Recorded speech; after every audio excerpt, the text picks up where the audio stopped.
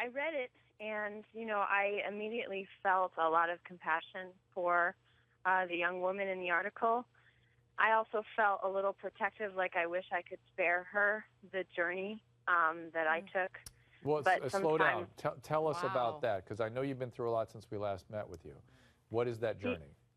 well, the journey was a lot. There was a lot of processing. I mean, I came on your show in 2012, and it had been 6 to 8 months, but even after that, I continued to try to normalize the relationship with my father and had ups and downs, and it ultimately ended very sadly, very poorly.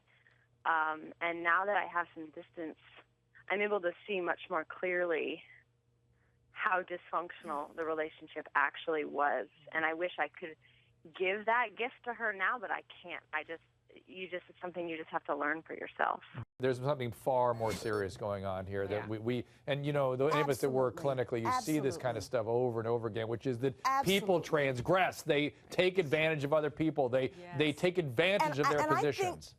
That's exactly what needs to be emphasized here, because there's a lot of dads out there, Dr. Drew, trying to do it the right way. This story is one of the most difficult ones that I've ever done on this show. It just touches me at that level. There are fathers who are trying to date their daughters in a very holistic way to build their confidence, to build their esteem. And now you hear stories like this, and it completely changes the entire landscape. He was a predator. He set that up. When he began to have sexual feelings for his daughter, he should have stopped the situation. She was a mess. She was broken when she came to him, and he knew that. And that's predatory, and I pray that they find him and put him in jail. Judy, because that's, again, you guys are speaking vividly and clearly, and I think right on the money, that she was in trouble, and he took advantage of that with his own flesh and blood, Judy. That's right. And there are certain risk factors in this father. I mean, we don't know a lot about his history, but I would bet that there are some issues in his own sexual past, and that he has been deprived sexually for a very long time. I don't know about deprived, but he's got some issues with his sexuality for sure. Maybe he's a sex addict. Maybe he's been deprived.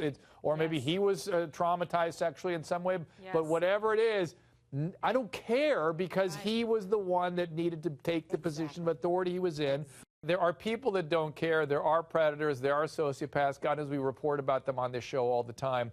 But I think most people fundamentally are good. I just think that people are deeply flawed, and they're not willing to speak up and reach out for help. They don't want to change. That's the problem. And they get themselves in situations where they end up hurting other people. And then, God help you, it's on you at that point.